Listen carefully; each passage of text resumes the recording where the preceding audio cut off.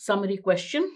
The central hypothesis of Charles Darwin on the origin of species held that because populations contain variety, some members were born with characteristics or adaptations that made them more fit, better able to produce offspring. He said, because certain populations contain variety, some members were born with characteristics that made them more fit, better able to produce offspring. Others were less fit, and they, along with their adaptations, were winnowed away as they added fewer and fewer offspring to future generations.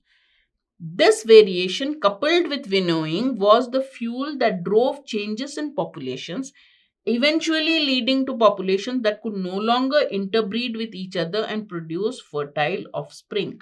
Thus, new species evolved. So, the passage is a description of how new species evolved. He says that populations, any species, the populations had variety. Some members were born with characteristics. So, in this, what was the variety? Some members were born with characteristics that made them fitter.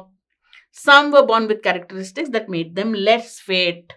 All right. They were born with characteristics or adaptations that made them more fit and produce better offspring. The other types were ones which had which were less fit and did not produce offspring.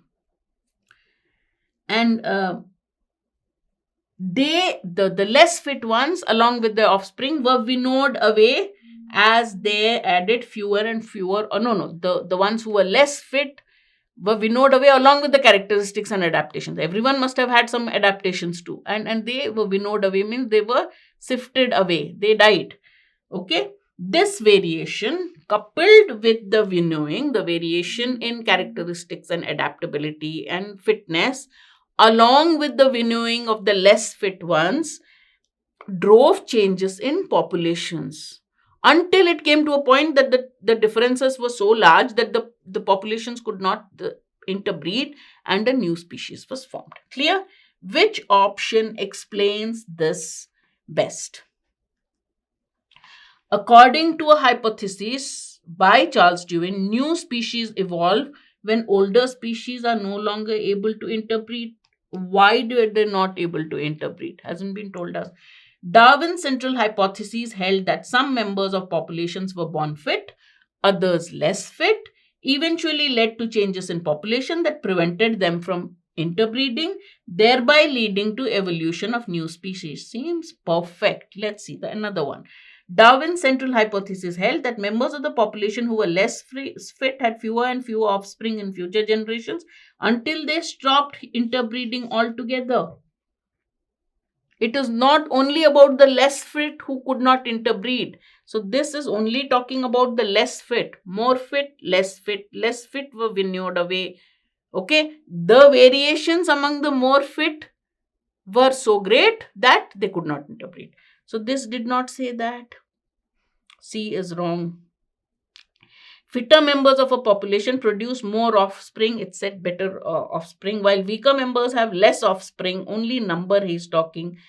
And where did he talk of winnowing?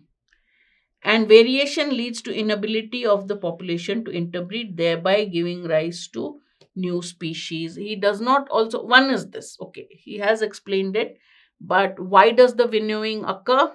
Okay, that it hasn't been explained clearly. Second, it doesn't tell us that this is Charles Darwin's hypothesis. It just gives it like that. So that would be my first point to reject it. B, therefore, is my best summary.